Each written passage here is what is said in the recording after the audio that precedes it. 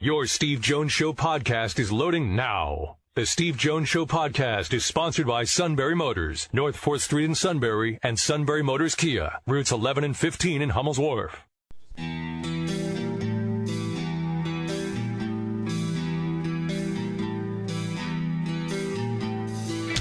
Sports talk where your voice counts. This is the Steve Jones Show on News Radio 1070 WKOK. Now from the Sunbury Motors Studio, here's Steve Jones.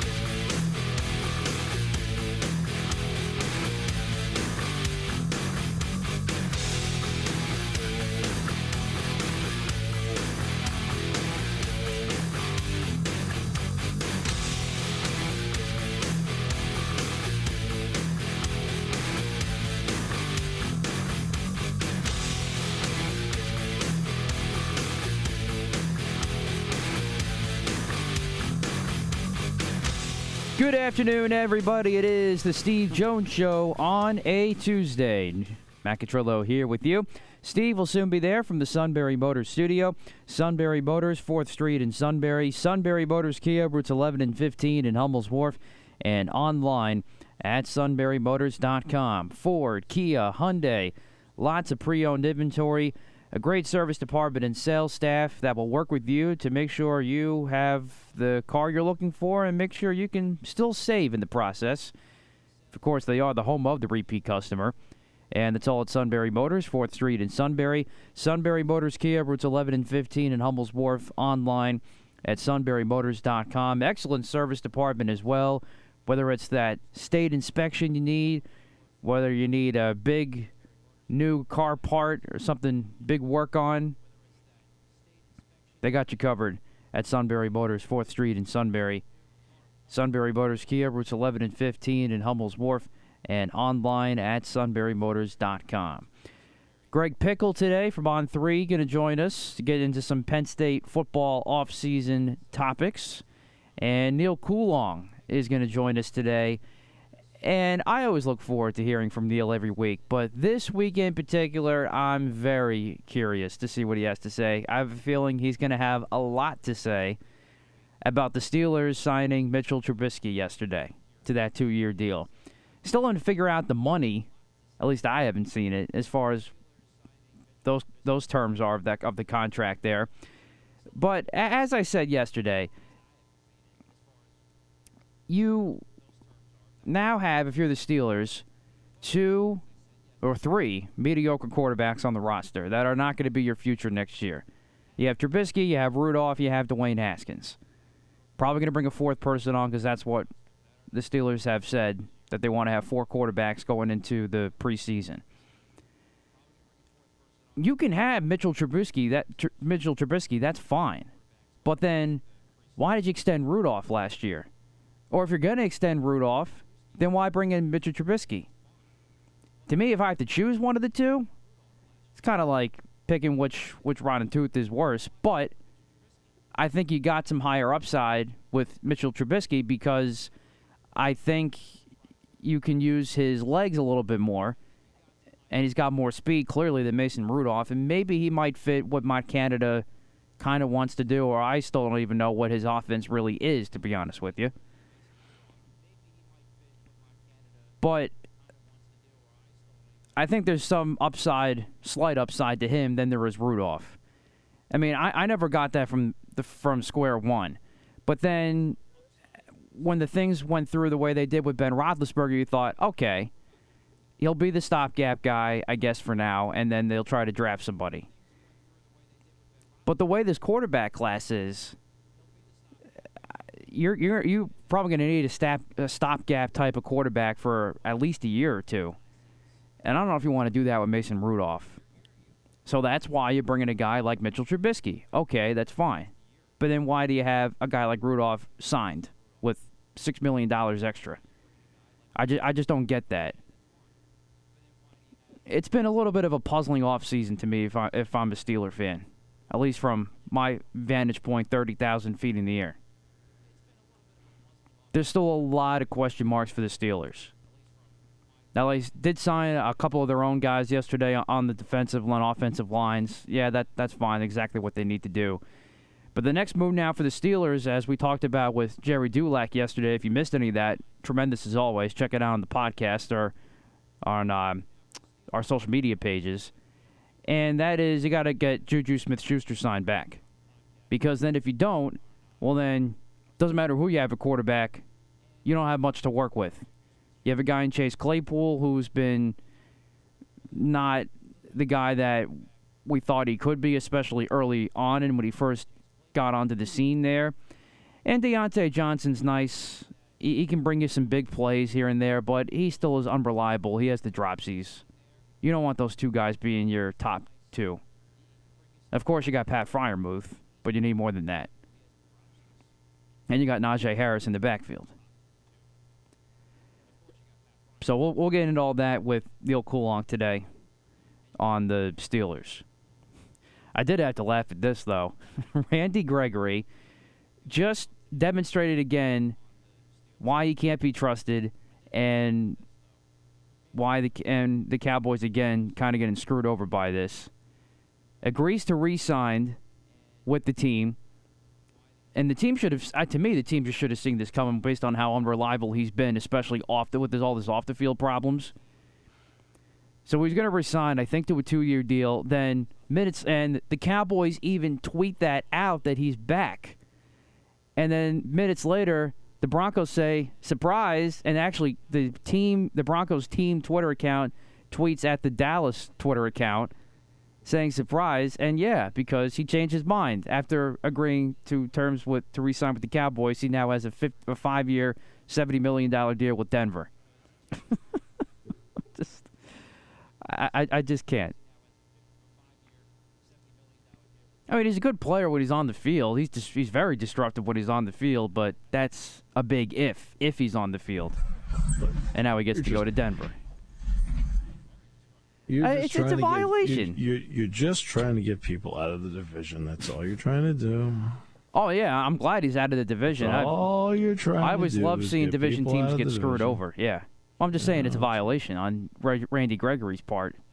I mean, you just want people out of the division. You know, as every day goes by, you're getting more and more like the suit. It really, I mean, it's like, and don't think people aren't noticing. S-U-I-T, that spells suit-da! Oh, you haven't done my bracket yet, have I? Yeah, you should probably get on that. Yeah, I probably should at some point. What? I probably should at some point. In fact, you know what I'll do? I'll do my bracket, then I'll do my Wooden Award vote and get that done. There you go. Now we just kind of get 2 for 1 here. Get it finished off. Yeah.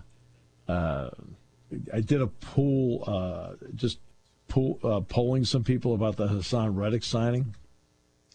It was really great. You know what the primary one was? Who? All right. So it really wasn't what you were looking for. No good! No good! No good! I thought the Sixer thing went well last night. Get the lingerie on the deck. Call the janitor. See, I talked to you about this stuff yesterday, and you blow me off like I don't know what I'm talking about. But it wasn't because of Jovic.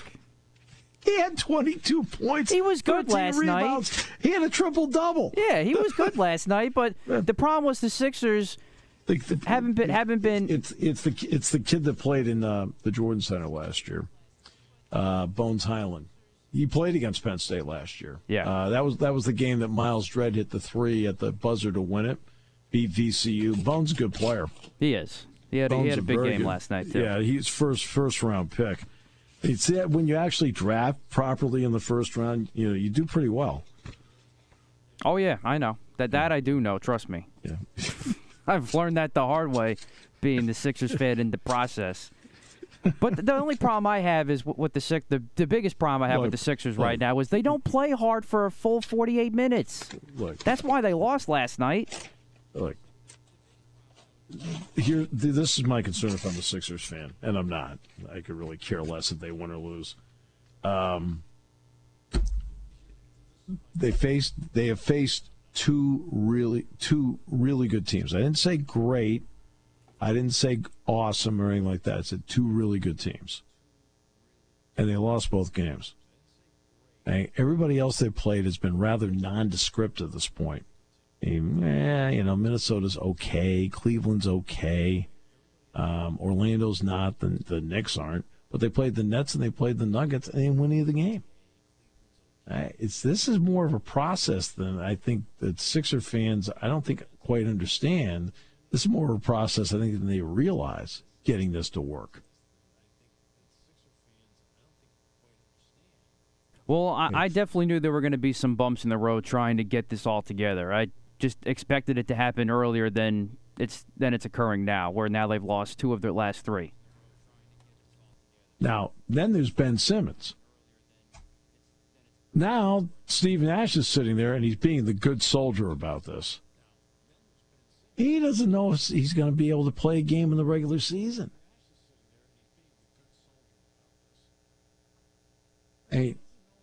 Because now he's got back problems. So I decided I would go to somebody who would be an expert on sedentary lifestyle.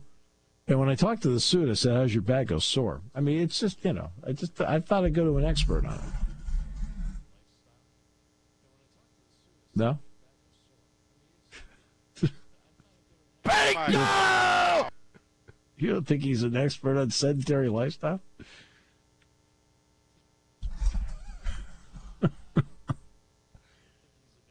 The Steelers signed 3 offensive linemen. They re-signed Chuks Okafor. And then they added 2, including James Daniels. Now, what's interesting, they also added Cole, the center, who can also play guard. But does that mean they may not go after Linderbaum from Iowa, whom I think would be an excellent choice for the Steelers?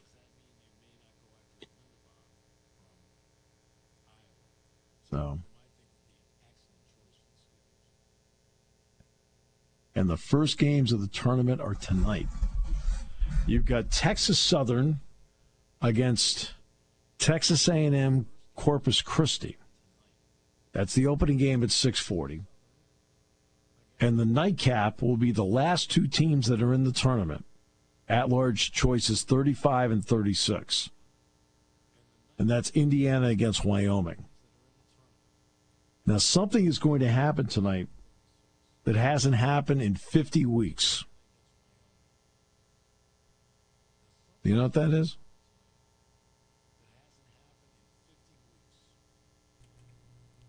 Can't say I do, but maybe I should. Oh, I'm going to tune into True TV. All right, that hasn't happened by anybody in 50 weeks. I mean, I have people coming up and do I have that on my cable? I said, I don't know. Now that is very true. I don't even know what True TV carries. Seems to me it's another one of those channels that has like those reality shows and stuff like that nobody cares about. I have no idea. I mean, the only time I know what's on True TV is that they run so many promos during the NCAA tournament. And I sit there and say to myself, well, I'm not watching this for 50 weeks.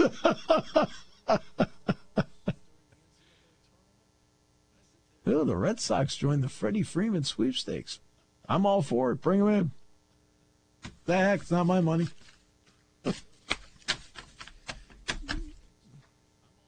That would drive you nuts if Freddie Freeman was in the American League East. All right. Whatever. Oh, whatever what? The Red Sox want him, they can have him. It's all right. Yankees are still in contact with Anthony Rizzo. Yeah, they should bring him back. Yeah, it doesn't mean he wants to come back. Oh, I think he does. Well, it depends on the money. mean, I think it's all about money. Rizzo did not. I mean, I like Rizzo as a player, not a little bit, but a lot. He's 32, and you know how analytics is about 32. You know what I mean? You know what I'm talking about here? I do. Not very kind. And the Yankees have they hired Aaron Boone on the idea of analytics, if you recall. Yes. Which I wasn't a fan of at the time. Yeah, and I'm still not a fan of. Yeah. I mean, I think it is a tool, right? And that can be very useful to you, but you can't base everything on it. If you do that, you can't base every decision on probability. That's what it comes down to. So this is what Rizzo is. Rizzo, first of all, is a perfect bat for Yankee Stadium. Left-handed bat, power, fits beautifully. And now the next part. The Yankees do not have a good defensive infield. Now, Donaldson's an upgraded third defensively.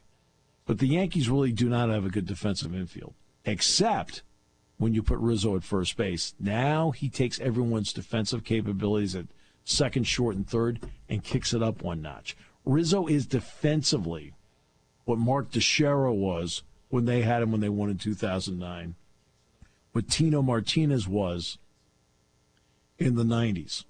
That kind of defensive upgrade player that also has power. I mean, 32 doesn't bother me unless there is a length to the contract.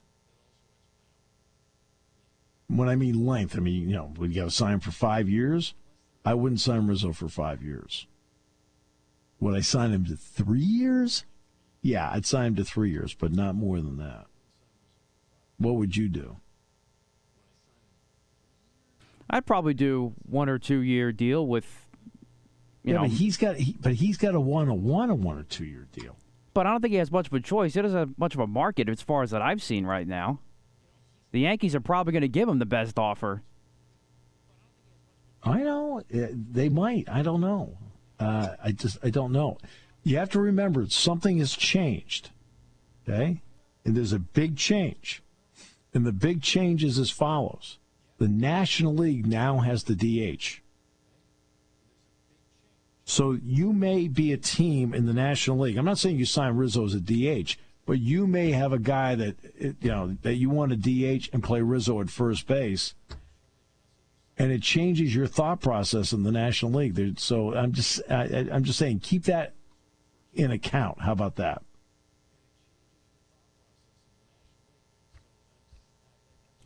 No, that's fair. I just haven't really seen. I just haven't seen much traction. I mean, there's that factor, but no one's really bid on him yet. But nobody knows what traction there's been. Nobody's been allowed to do anything until the last 4 days. I mean, you haven't been allowed to do anything with anybody until the last 4 days. So it's kind of hard to say whether anybody has any traction or not. I mean, we can say definitively, like when it comes to no traction on somebody, the suit. I mean, he's been available as a free agent for decades. Now, that's the definition of no traction. And at times, I think, has been in traction. No, that's a different story.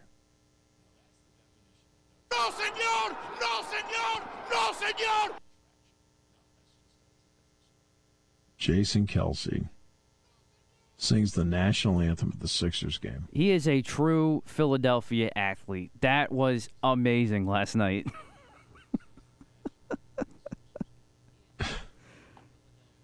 What, the fact that he sang and they lost? No, the fact that he sang. Yeah, but they lost. Power through it. They lost. Yeah, but Jason Kelce won. They lost. Sixer fans at least had that because he actually gave full effort in his performance, unlike the basketball team, who forgot to play during the third quarter and why they lost last night. Speaking of the third quarter, you see Karl Anthony Towns? We'll be hearing from that a little later. But yes, he was monsterful last night. He had 32 in the third quarter. He ended up with 60 in the game. All right, we'll take a break. We'll come back with more in a moment. Great to have you with us today on News Radio 1070 WKOK. Taking your calls at 800-795-9565. This is the Steve Jones Show on News Radio 1070 WKOK. Now from the Sunbury Motors Studio, here's Steve Jones. Rack up those Nikola Jokic highlights. No? Not good? Not what you want? Whatever. It's not like I didn't warn you. No, you did. Jeez. They're going to have to get in sync here with what they're doing, okay? I mean, that's all it is, a question of getting in sync. That happens when you add a new part in. All right. Today's show brought to you by Sunbury Motors. 4th Street in Sunbury, Sunbury Motors Kia, routes 11 and 15 Hummels Wharf, online at sunburymotors.com. Ford, Kia, Hyundai, the best in new inventory. Great pre-owned inventory with the Sunbury Motors guarantee. And your trade-in has never been worth more. Service department, inspections, diagnostics, routine, they take care of it all. All at Sunbury Motors, 4th Street in Sunbury, Sunbury Motors Kia, routes 11 and 15, Hummels Wharf, online at sunburymotors.com. The Spikes today, Steakhouse Spikes, 2 quick notes, then we'll get to Greg Pickel here. Steakhouse Spikes named their new manager today, Dave Tremblay, who was the manager of the Baltimore Orioles from 2007 to 2010. Wow. And Jim Gott, the former Major League pitcher with the Blue Jays, the Dodgers, among others, 16, 17 years in the majors. He was with the Williamsport last year as the pitching coach. He's going to be the Spikes pitching coach this year. Needless to say, I'm going to learn a lot more about baseball with those guys around. It's one of the keys to doing this job is you do a lot of listening. A lot of listening. Ratings. Big Ten Network, largest viewership ever for the Big Ten basketball tournament. The Penn State-Purdue game was the third most watched Big Ten Network game with they had better than 810,000 viewers for the game on Friday night. That was the third most watched on BTN and is the most watched Penn State sporting event outside of football this year, this past season, in this past calendar year. Third most watched. Excuse me, most watched outside of Penn State football. The Ohio State game had 690,000 viewers, which makes it the second most watched non-football Penn State event in the past year.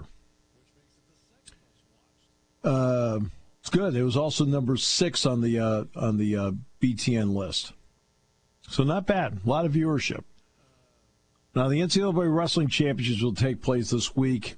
And people say, well, wrestling I had to watch it. No, wrestling's about 500,000 to 650, somewhere in that range, usually. And they'll get some, we're going to have Jeff Byers on the show tomorrow from Detroit. It'll get a great, great number. It just turns out it's not going to get that number. Okay? I know you're stunned by this. In fact, Wisconsin, Michigan State have 1.1 million viewers. Pretty good. Not bad at all. All right, let's get to football. I mean, because I could talk about the Sixers all day. No? Not what you want to do? Do you want to talk about Brady? No, that's enough. We've given him and his nauseating return enough airtime. It's not a nauseating return, okay? I have no issue with Tom Brady coming back. That's fine. That's his life. He can do that. I just wasn't crazy about, look, you knew on Saturday. You didn't just wake up and go, I think it's 7 o'clock tonight. It's like, it's just the timing of it. Like, you have to have a little more savvy than that. He could have done Sunday morning. He could have done it Saturday night. He could have, you know what I mean? It was like, okay, now? Okay. But it doesn't bother me. He's back. It's good for the game he's back. I mean, you're a hater. I just don't like the indecisiveness, and then it's creating drama for no reason. Like, make a decision, stay with it. Don't be, maybe I'll like it. No, it reminds me of Brett Favre again. Like, okay, enough. You haven't been indecisive in your life? True. Okay. What? But I'm not. But I don't make a big deal about one decision, and then I'm going to make a big deal about the decision. A decision I change my mind. I change my mind. It is not easy to give up something that you feel like you're personally good at, and you love. It's not. All right.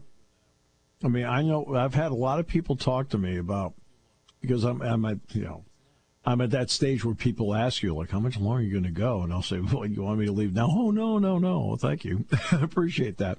And I'll tell people, I mean, I'd like to go, believe it or not, 10 to 15 more years, if it's possible. Because A, I love doing the games, and B, no, it will be very difficult for me to give up. So I can understand where he's coming from. I think Giselle got annoyed with him already at home. You go play the football again. You're a hater.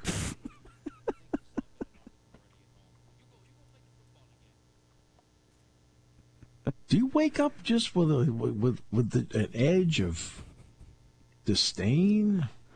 All I'm saying is I think she wears the pants in that relationship. That's all.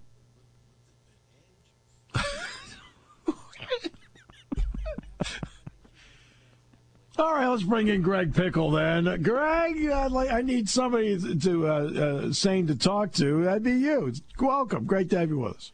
Steve, good to be on with you. Glad to hear your voice and looking forward to the start of spring practice here. Absolutely. It's on Monday. So let's get to an overview of this. You just wrote an interesting article on tight ends and then Ty Howell. What was a couple of the angles that you wanted to put out there for everybody to consider about the tight end group? Yeah, so that series we're doing now is basically just looking at the big question facing each coach, member of James Franklin's staff, including him. And for Ty Howell and the tight end group, to me, it's just what ways can he become more consistent in 2022? Where can we see more out of this group that, before the start of last season was being hailed as maybe one of the better ones Penn State has ever had, maybe one of the better ones in college football. And as the offense lagged, it obviously lagged maybe a little bit and a lot more than expected. So I think to me it's just about how can they find consistent production. These guys all came in with pretty high ratings and things like that and high expectations in terms of what they would be able to accomplish. And last year, I don't think there's any other word for it. It was simply a disappointment. So, as we head into spring practice here, I think it's about the fundamental stuff, right? I mean, I think some of the struggles we saw there were basics in terms of just catching the ball at times or blocking assignments, things like that. So, obviously, again, the talent's there. You have Khalil Binkins, who comes off a red shirt. You have Jerry Cross, who signed in his class and comes a little bit later this year. So it's not a room hurting for talent, that's for sure. And we've seen some flashes of what these guys are capable of, and I think that's one of the reasons there were so many people excited about what kind of a role they could have in the offense last year, and we just never really saw it. So to me, it's about how do they develop that and get it on game day in a more consistent fashion. In the Auburn game, the tight ends had 6 catches for 130 yards. Now, you're not going to get that every game, but does that tell everybody what that group can be? Yeah, I think that's exactly it. And I think that's why the way the rest of the season played out, I don't have the numbers in front of me at the moment, but if you look at the combined tight end production and took that game out of the equation, I mean, I think that's where a lot of the frustrations come from. But then that game itself is part of those frustrations, too, because you saw what they were capable of. And I think when you look back on it, that game, it kind of served as what we thought was going to be a breakout for these guys. Kind of like the switch went on, and they were going to ready to take the bull by the horn, so to speak. And look, I understand that some of this is not on them, right? I mean, the offense struggled in ways across the board that impacted their production and their ability to make plays. But, yeah, I think that right there shows you that, and number one, all these guys are back, and then you're adding to it with some other guys who maybe can find their way into the mix. So the talent's there. I mean, if you look at those guys in the weight room, too, I mean, they look great in pads. They look good on the field, and there's plenty, I think, to work with there. There's no question about it. It's just how do you get it to come out for 12, 13, however many games it is a year. You're right. You won't see that production every single day or every single game, and sometimes it'll be game flow dependent. But ultimately, yeah, the talent's there. It's just how do you get it more a part of the offense, and that comes down to, Mike Yurcich, too. How can, and Sean Clifford, and the way this offense works from that perspective, how can you get those guys more involved more consistently? And then how can they more consistently take advantage of their opportunities, both in the run game and the pass game? So, Greg, as you look at this team heading into spring practice, what are a couple of elements that you would like to see when we finally do get to the blue-white game that shows progress to you? And not just I'm talking about the whole football team here. Right. Well, I think obviously there's some areas where we won't maybe be able to see the complete picture until later this year. Obviously the offensive line. You have some guys back, but you have Hunter Norzad transferring in, but not here for spring practice. So I think that's one area we can see some things and what Penn State has in mind there, but we're not going to get the full picture until the fall camp starts. So that's one area. We don't see much. I hate to even go down this road because we don't see much of it at blue-white. But, the special teams are obviously a big area this year. With Jordan Stout no longer here, Alex Bichetta, the big-time punter Penn State signed, is not going to be here until later this year. So, Jake Pinniger and Sanders Sahadak from a kicking perspective and some other guys who are walk-ons and then two walk-on punters are going to be able to run the show here in the spring. And I'll be curious to see if any of those guys really steps to the forefront in terms of putting himself in a place that, he could be caught in the fall possibly, but it's unlikely. So that's one position group that, again, we're not going to get to see a lot of in the blue-white game, but it's an important one where Penn State has some big questions to answer, and what do they find out in the spring that will lead them into summer camp and fall camp in a place that, they are happy about. So that's number one, and then two, I guess. And then third, defensively, I just want to see it all. I want to see what it looks like. I want to see what Manny Diaz is like on the practice field. Obviously Penn State returns its position coaches there for the most part, outside of Brent Pry. But, I want to see what Manny Diaz runs a practice like and looks like on the field and what kind of things he's tweaked. And, obviously, for the blue-white game, everything's going to be very vanilla. You're not going to get any big secrets or big ideas coming out of that. But you can pick some things up just based on what you see during and hear during the practices leading up to that.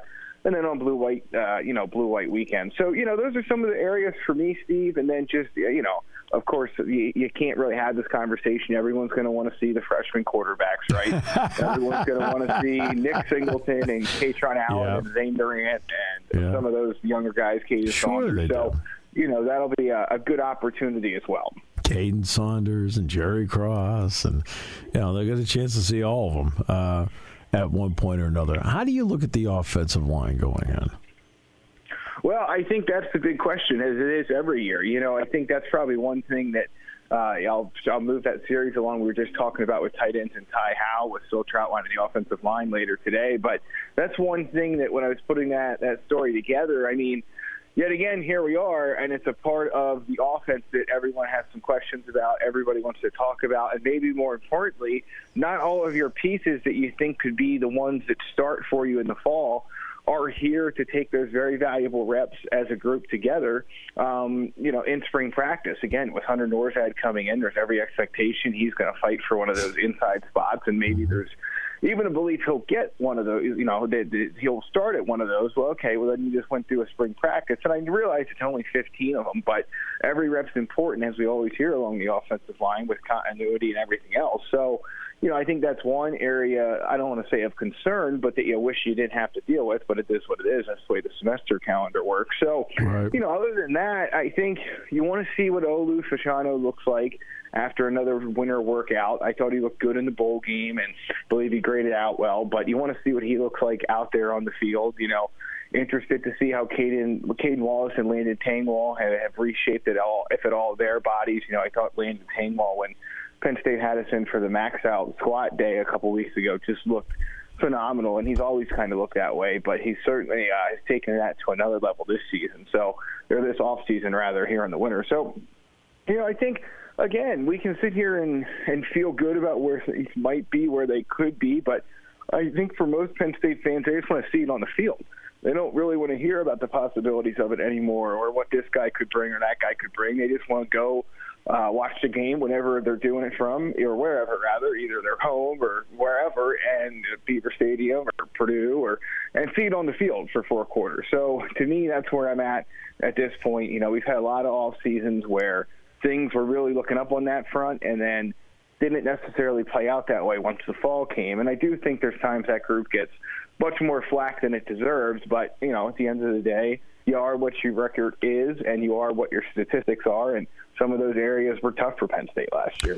What did you think of Juice Scruggs when he did some work at center during the course of the season last year? Yeah, I think that was good. I think that's probably a pretty underrated or maybe often forgotten part of what Penn State was able to do with him last year. I mean, look, I think it was smart to get him those reps, and it can be sometimes hard to pick out what one guy's doing when you're watching 5 and the rest of the play that's going on. But, I guess my thought would be, Steve, that the fact that they did that as often as they did at times when it was, advantageous to do so probably tells you that they liked a bit of what they saw, too, and they also knew what was coming here, which is that they needed a replacement for Mike Miranda once he decided to move on at the end of last season. So, I would say so far so good on that change, with just the idea in mind that the more reps he and Sean Clifford get together moving forward here, the better off they're going to be. It's amazing. To me, the blue-white game is amazing because it really tells you something about how much fans. Because this hasn't happened, and this will be the first time in 2019. But it's always been one of those barometers that if it's a really nice day, you sit back and go, "Man, these people love Penn State football." The USFL, the old USFL, would have loved to have crowds like that. Right. There's no doubt about it. I'm assuming this year, as long as the weather cooperates, which it'd be really nice if it did. You're going to see a huge crowd, Steve. I really believe that, and I don't think the fact that it's on TV is going to hinder that. I think that so many people will be excited to maybe get out to Beaver Stadium or get out to State College and see some people they haven't seen in a while, and of course watch a little bit of football too. So it's hard to think of a better way to spend an April Saturday in State College and in Pennsylvania. So I would assume that as long as the weather is good, the big crowd will be there as well. I think if the weather's good, it's going to be really cool. So, Greg, it's always a pleasure. Thank you so much for your time. Great work as always. All right. Thanks, Steve. Great to be with you, and we'll talk soon. Greg Pickel, On3.com, Blue White Illustrated. The Chiefs signed Reed today, got him defensive back away from Houston. That means they're going to move on from Tyrann Mathieu. And Mathieu, he did, I think, almost everything